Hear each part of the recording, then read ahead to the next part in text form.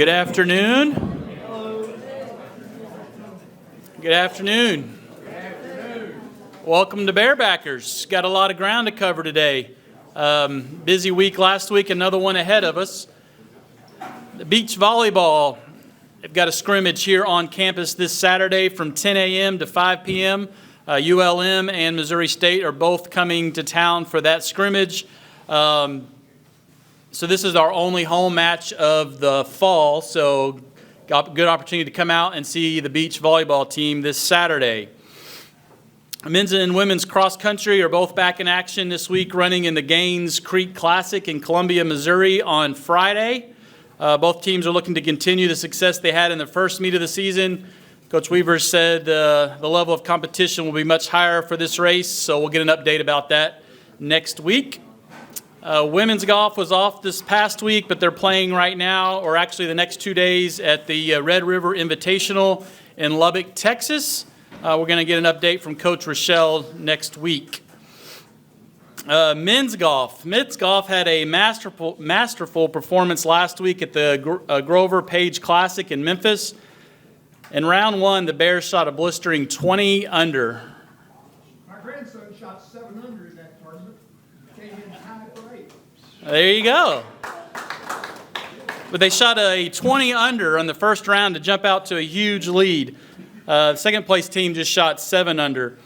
Round one, the Bears had 29 birdies and an eagle.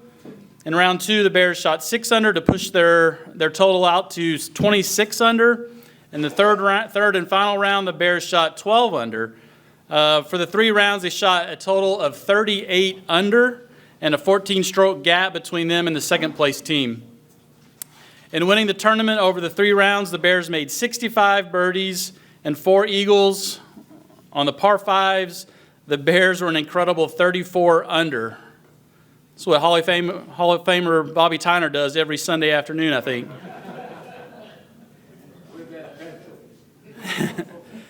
Leopold Isrentant had the best 3-round score for the Bears at 9 under, while Vukasin Storovic had the best single round of the tournament for the Bears with an opening round of 8 under, which is the best single round score in UCA men's golf history. The Bears set several records, the best 1 round, the best 2 round, and the best 3-round score to par ever in the history of UCA golf. Pretty good tournament. Up next, the Bears are playing right now in Birmingham, Alabama for the GMAC Invitational, and hopefully we'll get an update from Coach on their season pretty soon. Men's soccer played 2 matches this past week.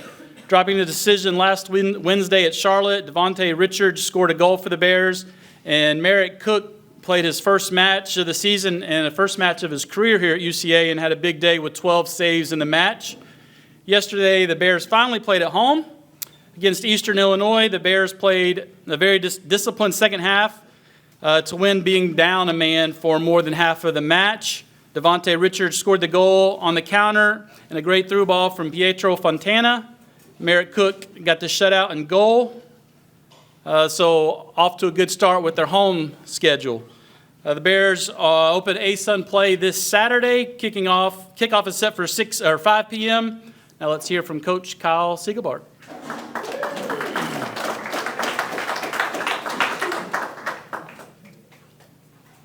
Congrats. Thank you. It's good to be home for sure. Spoke to my wife the day before that it was great to have a conversation for more than about 10 minutes about logistics as the week goes along when we're in season. I see the Newberries are shaking their heads; they understand. Right, but it was good. I know our guys felt good waking up in their own beds and being able to play a game at home, so that was excellent. And then obviously it was going to be well needed. They needed a good rest to be able to get a result in that game. Going into it, we knew that Eastern Illinois was going to be a tough game. Traditionally, we've played them I think 6 times now. They hold a 2-4 advantage going into the game. Obviously 3-4 now on the record. But we felt really confident going into the game, even though our entire back line is out injured at the moment. So I think your entire starting defensive line for your football team is out and you've got to make changes by swapping people around and make it work.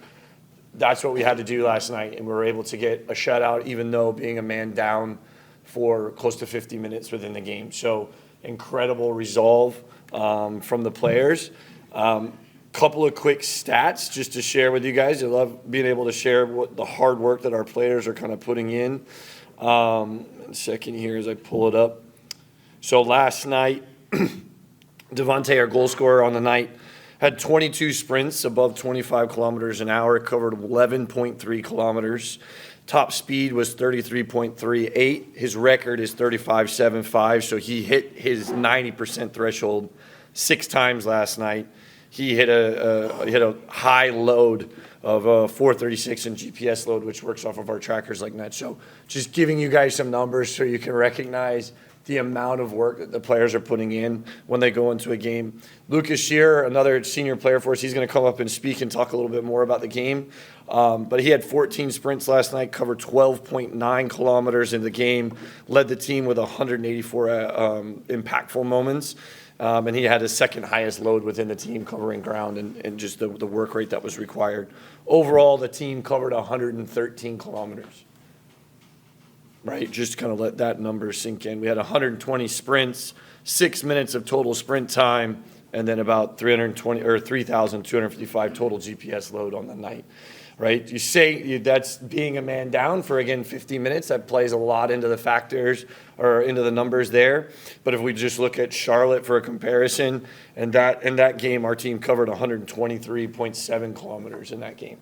Right, so it's an incredible amount of work rate that the guys are putting in. That being said, moving into Queens this week, Queens will be a very strong, tough opponent, conference opponent, going back to Charlotte, having just been there last week. We're looking to hopefully get a couple of guys back healthy. If that will help us with our back line. But if not, we've shown that we can get the job done with the players that we do have available. So this will help us with the confidence kind of moving forward, getting this result. But it's not the way that we want to play, but it's the way we have to play with what we have available right now. So that being said, all the tough things that are going on. Our senior player, Lucas, I'm going to call you up. Come on up, Lucas. Lucas was our player of the night last night in terms of highlighted player going into the game. Lucas is a grad senior for us from Honolulu, Hawaii. Last year, Lucas was diagnosed with Hodgkin's lymphoma in the middle of the season. So literally had to face cancer in the middle of the season. So when we talk about tough times, building tough people, it's such an inspiration to me, and I'll let Lucas talk a little bit more about it, but it's such an inspiration to me how he took on this diagnosis, how he took on this challenge. He faced death with grace and a smile on his face, and I can't help but choke up about it every time I think about it. But I'm going to let him speak a little bit more about how things have been going this season, allow you to kind of ask him some questions because you're tired of me being up here at the pulpit. Lucas, thank you so much. Yeah.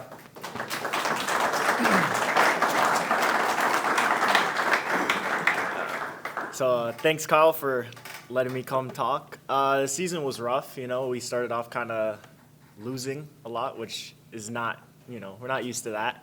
But we played some good opponents. So, got to take it both ways, right? You play the best in the country, you can't expect to win every game unless you're the best in the country. So, the win last night was huge.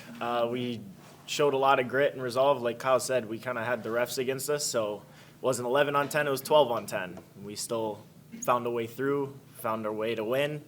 From the players, we were kind of starting to get on each other a little bit more once we started losing. So, getting the win was huge because felt like things are finally starting to work and, we're starting to see the light on the other side and it's right in time for conference. So it makes it really exciting for us.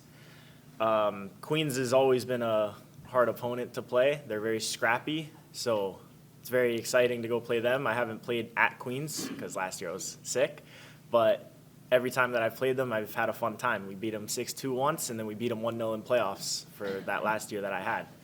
So it was good.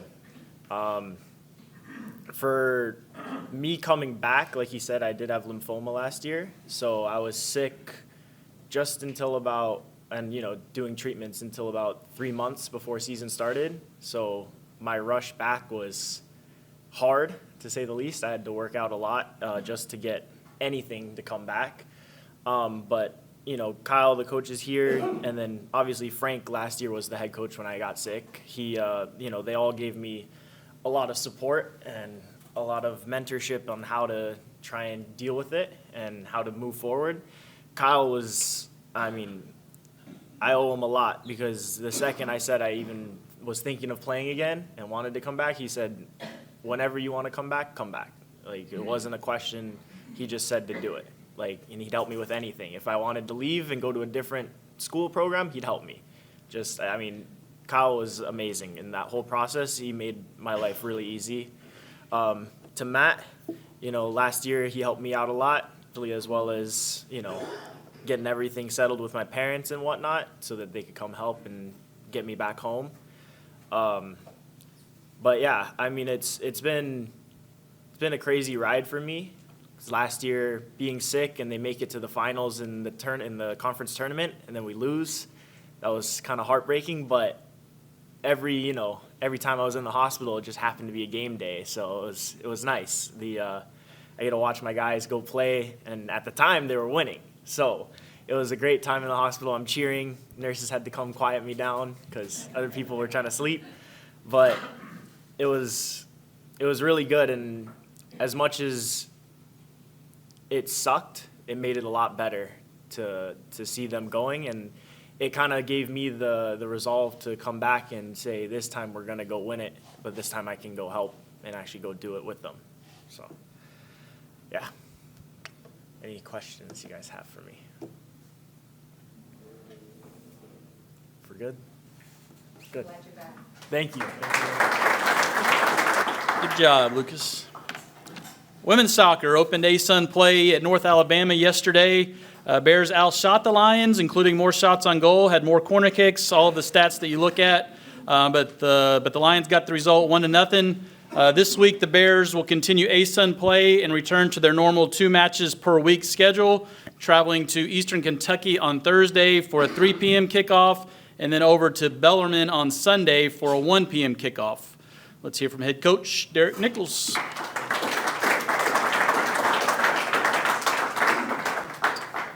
Yeah, we had an interesting weekend, to say the least. So starting on Friday, we left Saturday. Starting on Friday, we had a training session that afternoon.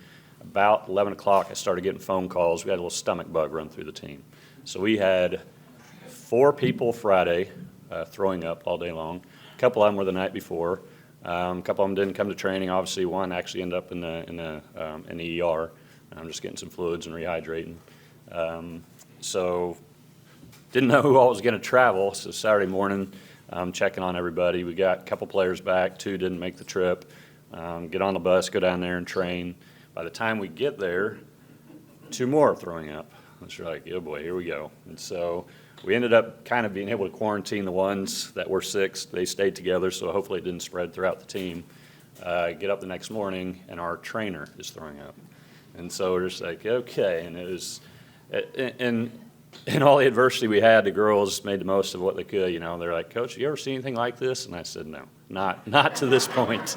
So we got it working against us here. And we get the warm-ups going. We're down a couple players. Caroline Billings, one of our leading scorers, actually didn't even suit up for the match. She had no energy to go, so she didn't even suit up. We're getting ready to start about 20 minutes before kickoff, then lightning hits. So we're like, all right, well, the facility that we're at, there's no locker rooms. So guess where we get to go sit during this lightning delay? Back on the bus.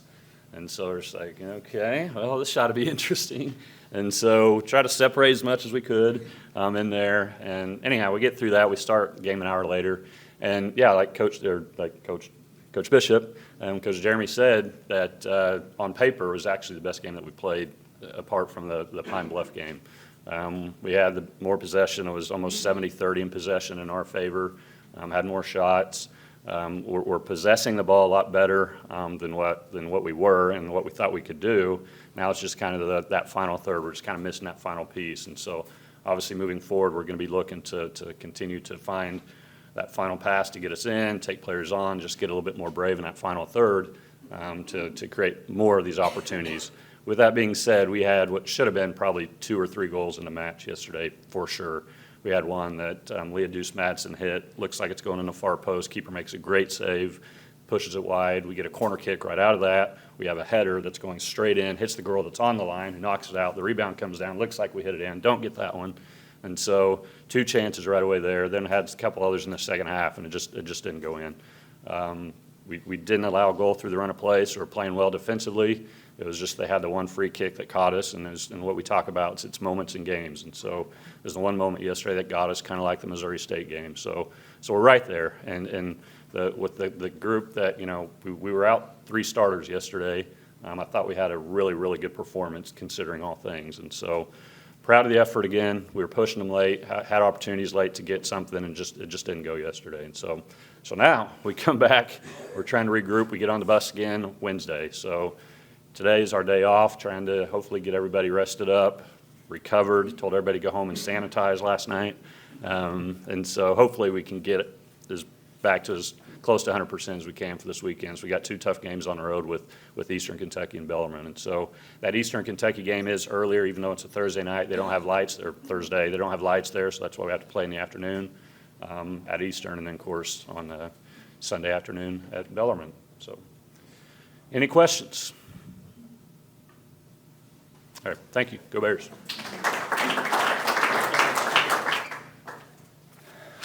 Volleyball. Played 2 matches this week. Both of the matches were against the Oklahoma Sooners. And Norman on Thursday, the Sugar Bears gave them all they could handle. First set went to extra points. Second set was a 6-point differential before losing the match in 3. Yesterday, the Sooners came to us. The match was played in the Ferris Center in front of a record-setting crowd. Sugar Bears pulled out the big win in 5 sets. I'll let John talk to you a little bit more about that. Yeah.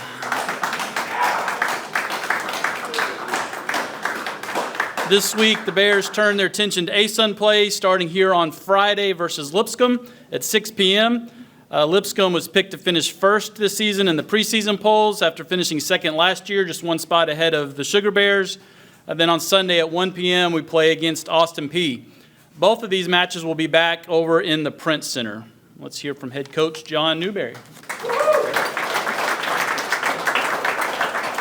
Yeah, exciting week. I had the opportunity yesterday. We had our pregame meal, and there's usually about a 2-hour time gap of difference between our pregame meal and when our warm-up starts. So I was able to go across town to go watch my wife's game, and she just head coach over at Hendricks, and so she got her 100th career win yesterday. Yeah. She hadn't been over here on this side of the tracks, I guess, in a few years, so I was glad to have her here at Bearbackers. The Oklahoma game, we knew they were going to be big. They were ranked in the top 5 of the SEC. They were a second deep in the NCAA tournament last year, almost had it to go. They were up against Pitt, who's in the Final Four, right there to go to the Sweet 16. And to see their All-American back on the court. We shut her down yesterday. She hit 0. I was excited to see that. 7 kills, 7 errors, and it was awesome. She had a different type of day Thursday at their place. She led the whole entire gym, almost doubled everybody else's numbers. But coming back here was awesome. We got done with that game, and I know that we lost that third set 25-8, and I'm sure that's what a lot of people would expect. Not us. That was different. The girls were fired up. They're like, yeah, this is going to be a different game the next time we come here. Somebody dare say the wrong thing at the wrong time to the wrong person, because they were up for the challenge. And, yeah, we heard some comments, and we were here for it. It fired the girls up. And we watched film, made some very, very tiny adjustments to exactly what we needed to do, and the girls executed couldn't be any better of what we wanted. That Oklahoma team is one of the best serving teams I've ever seen in my life. They've got one girl, she's sending balls over the top of the net in the upper 50 and lower 60 miles an hour. And from just a few feet away, and for us to pass this, 8-inch round ball perfectly close to the net, net to be able to set up our attackers. Incredibly difficult feat to do, but I thought we handled it very, very well yesterday. It took a little bit, but once we got rolling, it was fun. So the crowd was absolutely amazing. I'm sorry for our freshman Vivian from Bryant. If you were around her, psychopath would be a really good word to demonstrate the way the girl was crazy on the bench yesterday. Absolutely hilarious. The meowing and the barking and the mooing as they're serving over there. It was an incredible environment. The crowd, it's hard to have a loud crowd in the Fair Center. There's so much space, but when you fill it up like that, that was a very intense. I was trying to yell at our starters when it's game point. It's 15-14. I'm trying to yell at my starters to watch the throw, and I was like, nah, never mind. They can't even hear me anyway. So, anyways, I just couldn't be more proud of the whole entire team with this. I talk about this one person all the time, but I had to bring her here. Our only lefty on the team. This is Gabby Tuyana. Go ahead and come on over here, Gabby. Come on over.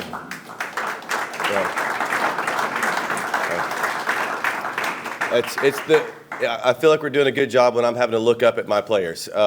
So physically have to look up at them, a lot of them. But Gabby is from Chicago, Illinois. That's the reason why we went to Chicago last week. We were worried that Gabby wasn't going to be part of that because she did get concussed. But we finally actually have all of our starters, like the ones that we're counting on for the season. Everybody's finally back, and it came back just in time. And so, but Gabby's a huge part of this. Never in my life did I ever think that Gabby would play 6 rotations. Normally, someone with this stature is not going to be playing in the back row because it's hard for a tall person to get low to pass the ball. But Gabby moves so well in the back row, and if you guys see her on the attacks from the back row, it's impressive what she does. She's a little shy sometimes in front of people, but I'm going to give you guys an opportunity to ask her a couple of questions here in a minute. But Gabby touches right in that 10'6" range. That's higher than I can jump, and probably everybody else in here. But that's when you play at that height of the net, you can compete with these type of opponents that we've been playing against. So we've had 4 SEC opponents. Every single opponent that we have played this year have, from last season, either won their conference, they're a Power 4, or they went to the NCAA tournament. Every single one of them. And so for us to compete with that, that's huge for us for this conference as we start off with Lipscomb. So anyways, just want to give an opportunity for you guys to ask. I figured Gene might have a question or two. Matter of fact, okay, we broke something new out yesterday. I normally don't hear the crowd, Gene, but I heard you yesterday. And I'll tell you, because Gabby gets up to, she tossed the serve. Normally Gabby stands to serve, but this time I wanted her to get up, hang it, and bang it, as we say. And so she served this, and as she's tossing, Gene goes, "Oh, wow!" Like really loud. Like, yeah, Gene, like calm down. No one was expecting that. I don't know if you remember that. I clearly remember that. Anyways, I thought she was going to miss the ball. I was scared. It was so loud. But anyways, that was good. Anyways, but this is Gabby. I'll let her answer a few questions for you guys. Any questions? Well, I'll come with it. I was here today, first day I ever met her, she was on a visit, just happened to be the Print Center. I watched a lot of practices, I've seen a lot of games. I didn't even notice that she was doing it in warm-up till today. And when I was just, I've seen this kid a lot, and I've never seen it. It just, I couldn't believe it. And so that's kind of neat. Yeah, it's nice. It's nice. She can get that, and with Lacey Bohannon being able to, I mean, just benefits us. But she did a great job. Yeah, I mean, it was just like that Saturday practice. I was just testing it out, and John was like, "Yep, you're gonna whip that out during the Oklahoma game," and I was like, "Okay, let's do it." So I was just trying not to be nervous, but it ended up working out. So yeah. Obviously, y'all played in some big arenas and stuff like that on the road, but like for this being the first time at home, like with that many people around, how did that feel like just as a player at Barbie yesterday? I think for like the first set, I think it took us a second just to get the nerves out. I think just having that many people compared to the Prince Center was a big difference, but honestly, it helped the energy and helped us get hyped up for the match. But once we settled in and we started winning those first couples, that second and third set, I think it really helped, especially just hearing everybody cheering. It was like a major difference, but I think if we didn't have that big of a crowd, it wouldn't have made that big of a difference. So it was really nice to have everybody. Yeah. What are you majoring in? What do you hope to do after school? I'm majoring in biology, and I plan on going to veterinary school after I get my biology major. And yeah. Any other questions? Yes. I'd like to see more games in the Ferris Center, because in the Prince Center, I'm scared I'm gonna get hit. Yeah, the Prince Center is small, but I think it messes with our opponents a little bit. But it was really nice to play in the Ferris Center. I was really looking forward to that, and so was the rest of our team. But yeah. Okay, thank you guys. Oh yeah, one more. One more. Yeah, I played in Chicago, Mm-hmm. and the city leagues there, even the Kansas, out in the suburbs, are really, really tough. The Division I volleyball players. Do you feel that really helped you once you got here by the kind of competition you faced every day in Chicago? Yeah, so I think Chicago is definitely a major area with a lot of great volleyball players.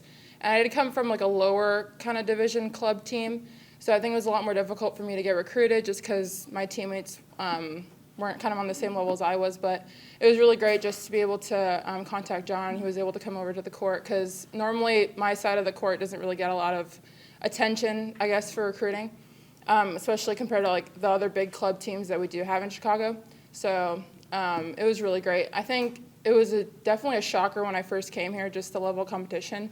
I knew it was going to be a lot harder than it was during the club, but I think once I just kind of got like acclimatized to like the program and just to the other people, I think also having Mackenzie Vernon when I first came in, she was a great helper for when I first came in. So, yeah. Okay, thank you guys. All right, football made the long trip out to Sacramento. The matchup with Big Sky Conference member Sacramento State Hornets. Running back Landon Chambers had a great game with 108 yards. Most of those yards came after contact, and he had a touchdown run and averaged 4.9 yards per carry. Quarterback Luther Richardson threw for 195 yards and a touchdown. Terrell Pollard had 84 yards receiving and a touchdown. Dude Person and Ashton Williams led the way for the defense with 9 tackles each. The Bears stay out of conference this week and stay on the road, playing in Beaumont, Texas against the Lamar Cardinals. That kickoff is set for 6 p.m. Let's hear from head coach Nathan Brown.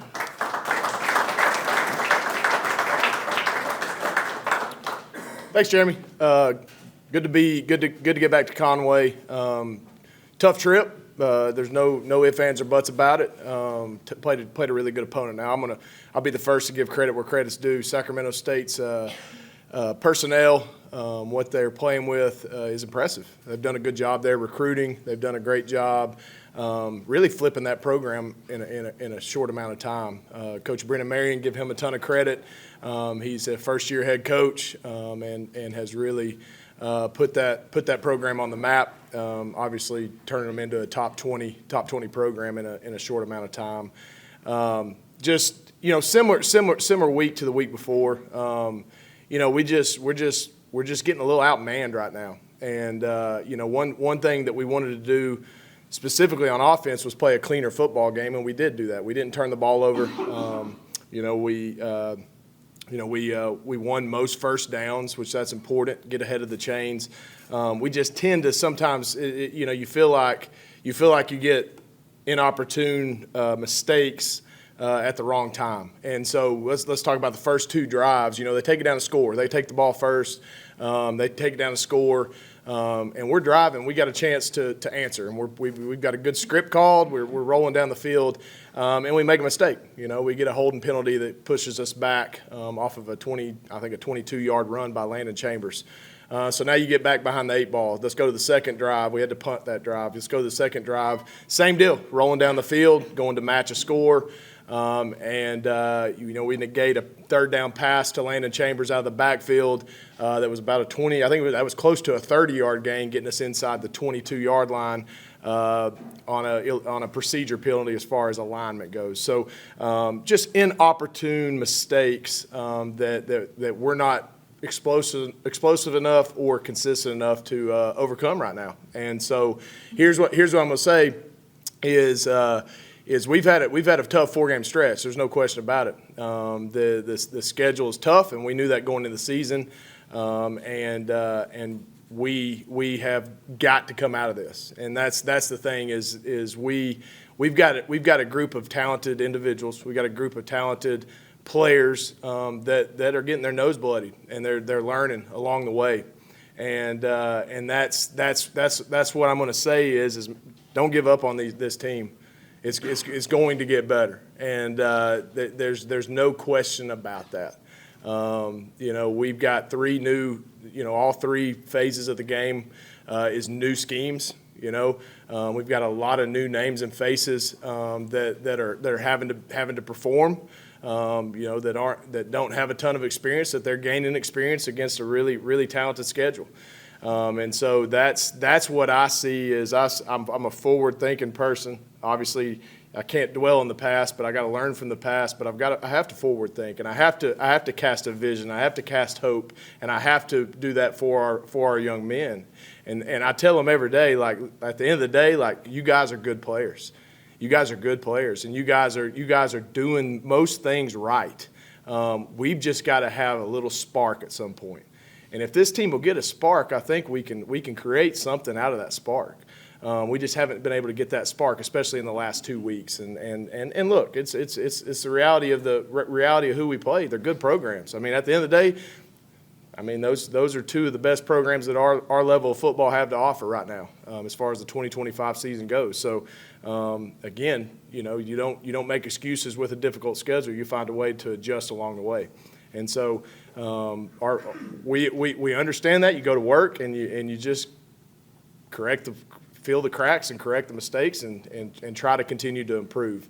But look, there was a lot of individual performances the other night that I was pleased with. Again, Jeremy mentioned Landon Chambers. Kid's a great running back. Kid is physical as they come. We're having to piecework some positions. Like offensive line wise, we've got some guys that are banged up. They're warriors. They're playing hard. They're opening holes for our run game. Which is a good thing. Tyrell Pollard continues to impress at wide receiver. Kid's got a ton of talent, along with Malachi Henry, who I think he added another 6 or 7 catches the other night. Luther Richardson played better. He played better than the week before. But again, his is just reps and experience, and you're gonna have times when you're playing really talented competition where maybe those lack of reps and things can be exposed. So, but he protected the ball the other night, and that was a challenge we gave him. We just did not create enough explosive plays on offense to counter what they were doing with their offense to our defense. Defensively, again, another week where we controlled the run game up the middle. Here's the deal. Right now, the Bears are going to stop you running the ball up the middle. Really, those A, B, and C gaps, we're pretty solid in those gaps. It's the quarterback runs, and it's some of the missed deception stuff that are getting us, with some eye candy and some different things that offenses are doing to us right now. And then off of that, some play-action game, just being undisciplined with our eyes. And so simplifying is going to be important on that side of the ball. Getting our legs back under us is going to be important on that side of the ball. I thought we looked a little slow the other night, which a lot of that had to do with Sacramento State's speed, a very elite team with team speed, but we've got to get those guys playing fast and reacting as opposed to thinking. You can see sometimes their brains ticking, and if your brain's ticking in football, you're going to get left behind. So, that's all stuff that we're trying to handle as a coaching staff. That's stuff that we're trying to cast a vision and a hope for our players and for our program. But look, here's the thing. Let's just talk reality. First 4 games, we've if you look at the Sarragan ratings, we got the number 3 rated strength of schedule in FCS football. 3rd hardest schedule in FCS football. It just is what it is. You played Missouri, you played Sac State, and you played Tarleton State. The game you should have won, you won, and you won big. So now let's look at reality. Yes, we're on the road again. I mentioned it last week, 6 of our last nine games are on the road. Football gods didn't take care of us as far as that goes. We just got to make it work, right? So we got another top 20 game this week against Lamar that's on the road. Again, a long road trip. But look, that's something you as a competitor, you've got to be excited about it. As a coach, you got to be excited about it. If you dwell on it, you worry about it, you gripe and complain, you get nowhere with it. Let's go find a way to get a spark at Lamar. Let's go find a way to get a spark in Beaumont, Texas. I can't say this enough, and this is what I've told our players. We're in the middle of that storm. The storm's raining on us right now. I mean, it's hitting us hard. Like you know, when you're on the lake and you're riding on a speedboat and it starts raining, those things feel like BBs, don't they? Like we're getting pelted with BBs, and that's fine. But just wait. There's greener pastures coming. I promise. I promise. There's enough in this team. There's enough depth in this team. There's enough heart and gut in this team, along with our coaches. We're going to come out of this. And we're going to start playing competition that we can look eye to eye with. And I'm excited about that. I'm looking forward to that opportunity, and our players are too. It's not to negate who we are. It's not to negate the talent we have. It's just the facts. It just is what it is. And so, we're going to go take a good game plan down to Lamar. We're going to go down to Beaumont, Texas, and we're going to play to win the football game. It's our last non-conference opportunity before we get into full conference play for the rest of the year.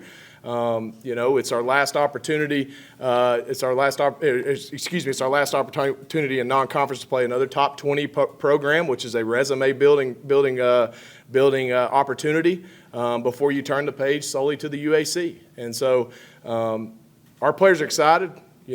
They're snake bitten a little bit right now, but that's okay. It's Coach Brown's job to get them motivated and get them going. And guess what? You got the right guy for the job for that, because this is easy for me. It's easy to motivate people to play for UCA Bears. That's the easy part of the job. But we're going to get some passionate guys down there. It's not a lack of effort or want to or intentionality. Man, there's some good kids in that locker room. It's amazing. You look up at the scoreboard and you get that fumble late in the fourth quarter there, and you're sitting there going, oh man, we're only down. Okay, we score here, we put this there. I mean, guys are still believing, and that's what gets you excited in moments like that. That you got players that are pushing forward, even under tough circumstances. So, again, it is what it is. We're a 1-3 football team. I tell our players all the time, you are what you put on film. And our defense is what we put on film. Our offense is what we put on film. We're not playing complementary football right now. It's one of those deals where you're kind of putting together a lot of new faces on both sides of the ball, but you need one of them to be flexing their muscle. And right now, one of us aren't flexing our muscle. You wish, if the offense is sputtering, the defense could flex their muscle, or vice versa, right? The defense is sputtering, offense can say, hey, we're matching you point for point like it's nothing else. And right now we're struggling with that. And so we've got to let something spark us early in a game, something spark us quickly within a quarter or a half to get us going. And I've said this all along. I know basketball is known as, and probably volleyball and some of these quicker paced sports are known as momentum games, momentum sports. I truly believe football is a momentum sport too. I mean, all it takes is a little taste of success and it can get the ball rolling. And so we got 3 opportunities to practice this week before we hit the road on Friday. And we're going to practice their tails off. We're going to get ready to go, and we're going to get ready to go put a good product on the field at Lamar and give you guys something proud to cheer about. I promise you that. With that being said, any questions?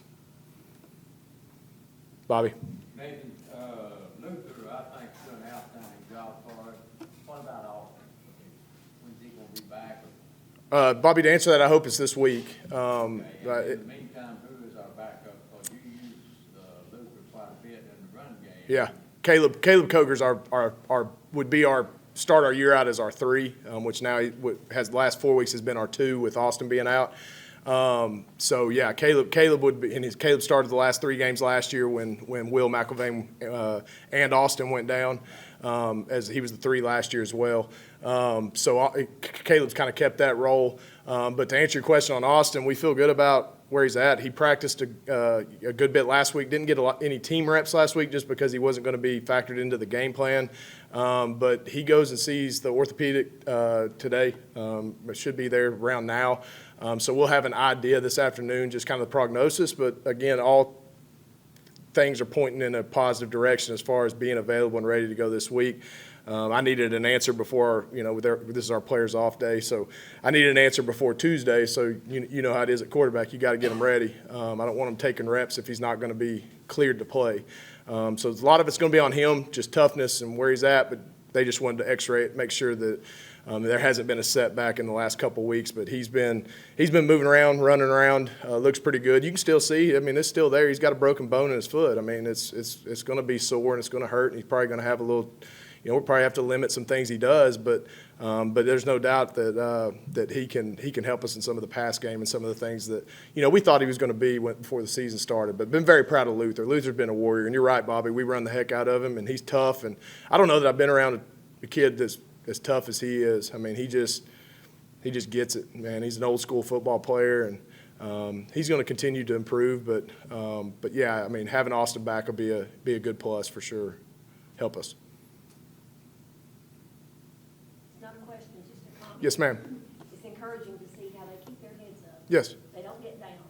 Otherwise, we wouldn't score those last 6 points. Yeah, well, I think that's important. Like at the end of the day, like you play this sport long enough, really any sport, you're going to get kicked, and you're going to hit the ground, and how you going to respond and how you going to react. I've been a part of teams that haven't reacted the right way. I have. I mean, last year's team didn't react the right way at the end of the season, and it's probably you had a playoff caliber team that didn't meet its potential for whatever reason. I mean, you could say injuries, you could say this, you could say whatever, but we didn't react to adversity very well. Yeah, in the noggin, right up here in the head, and so this team's good, man. They're good. They're good boys, and they react and respond the right way. I mean, there's not a time you come on the sideline. It don't mean that there's not frustrating times, right? I mean, you're a competitor and all that, right?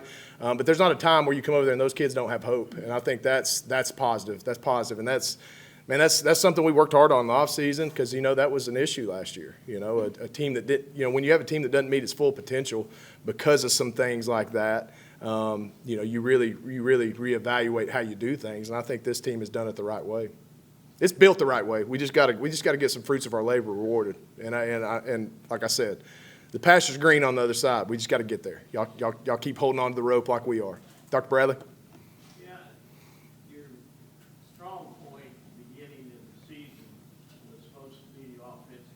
Yep.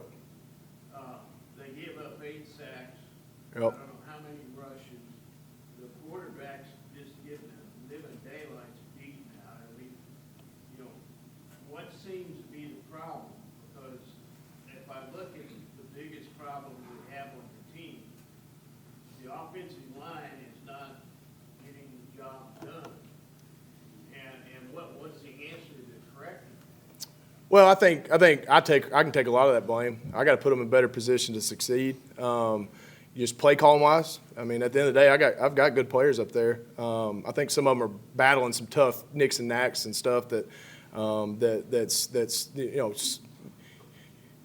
may keep them out of a couple practices a week, but you get them ready for the game type deal. And we feel really good about our first 6 or 7 offensive linemen, but like anybody at this level, it drops off pretty quick. Whether it's youth or inexperience or whatever it is, or development, I mean, you just, you can't roll in too deep at this level very often, So yeah, I take some of that blame. I think Luther can take some of the blame on some of the sacks. He drifts into some sacks, and I'll be the first to tell you that I'll critique a quarterback like nobody's business.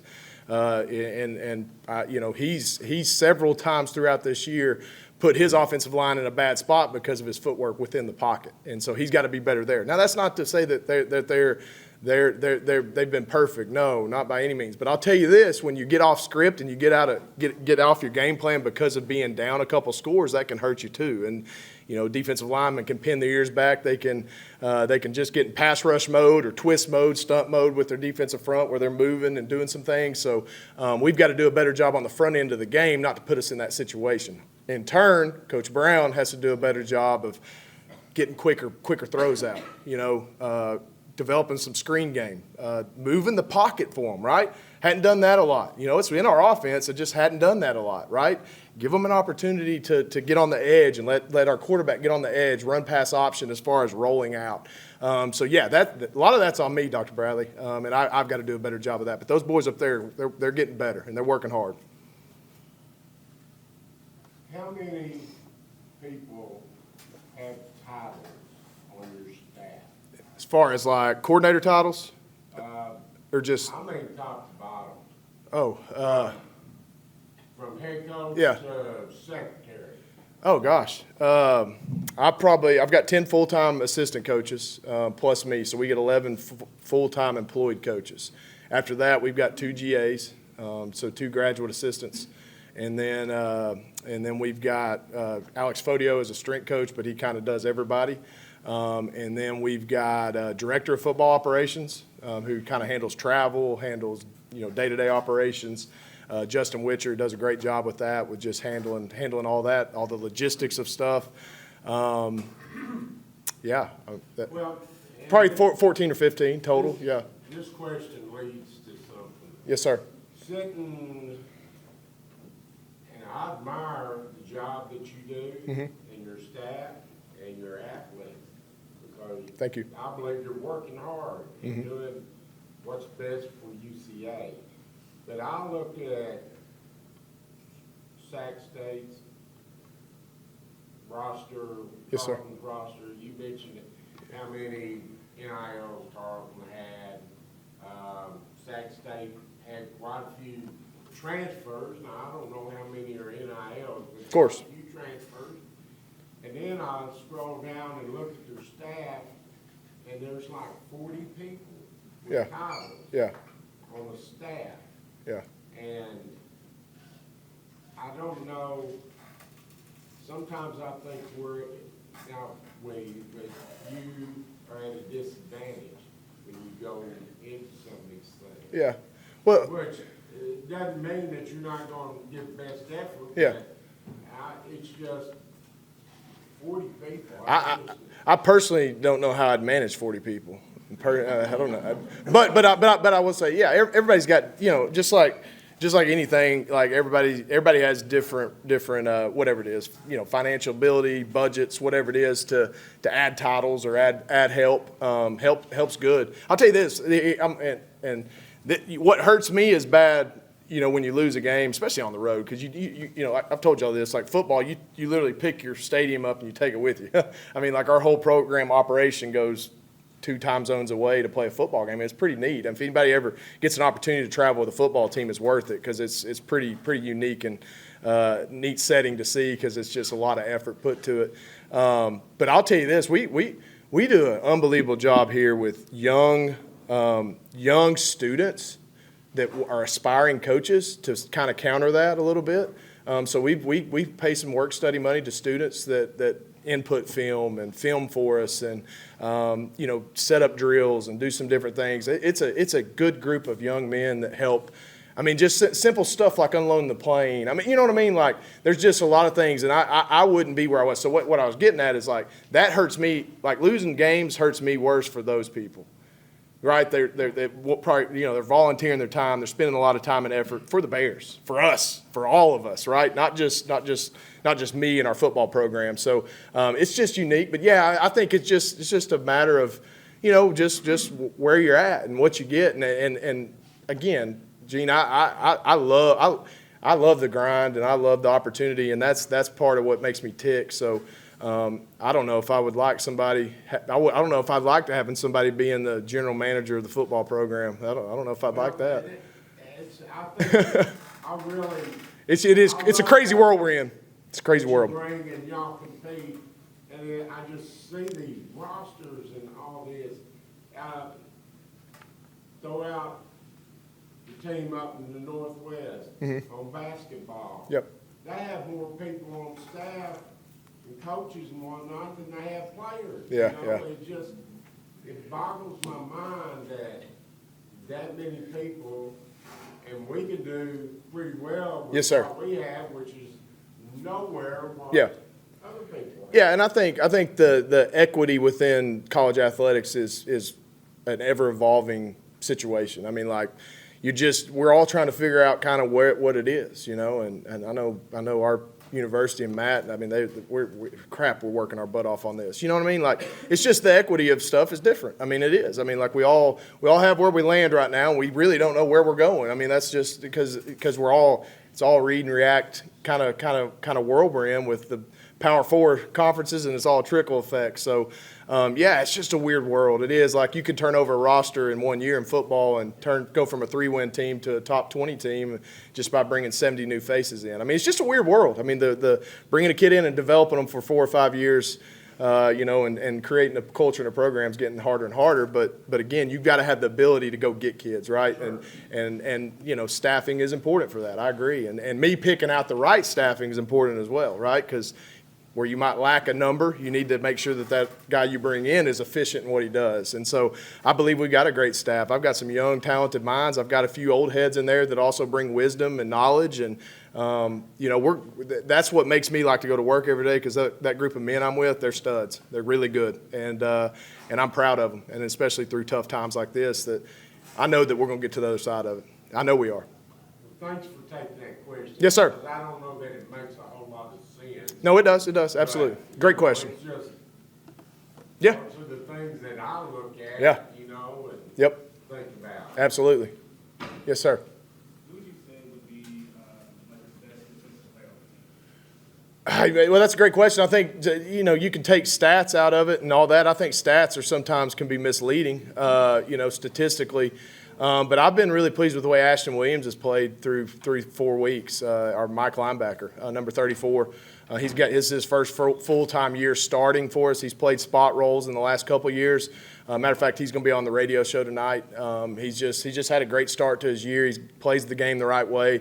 But through the first 4 weeks, Ashton Williams will be my MVP of the defense, just because he's doing it the right way and he's got a lot of upside. But it's hard to pinpoint one guy. I mean, you don't have one David Walker out there right now.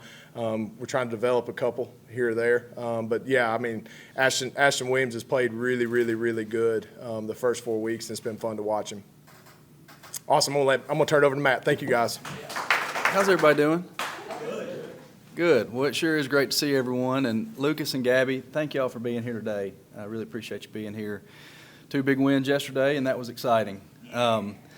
Couple things I wanted to mention, but before I do, today is also Jeremy Bishop's birthday. So happy birthday, Jeremy.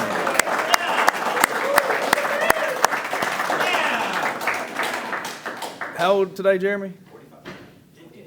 51. Well, I'm jealous that you have better hair than I do at 37. So happy birthday. Just a couple things looking ahead a little bit. Basketball schedules were released last week, and we started basketball season ticket sales. So I appreciate those in this room that are basketball season ticket holders. And if you haven't gotten a call already, I know Branson's working through that list. So we will be in touch soon and getting that rolling. So, and if you're interested, contact the ticket office, 501-852-2234. So we would love to help you out with some basketball season tickets. Looking forward to that. So October 4th is our next home football game, and that's also Hall of Fame weekend. And so the Hall of Fame induction brunch will be that Saturday morning at 10 a.m. We were visiting this morning as a staff, and we do have a few tables still available. So if you haven't made plans to attend that but are interested in attending that, please give Ashley in our office a call, and we'll get you set up. So what about Kristen, Jeremy, anybody on our staff? Am I missing anything that we need to discuss today? Volleyball this weekend. Volleyball at home Friday and Sunday. That's right. All right, let's have a great week. Go Bears. Go Sugar Bears. Bear claws up.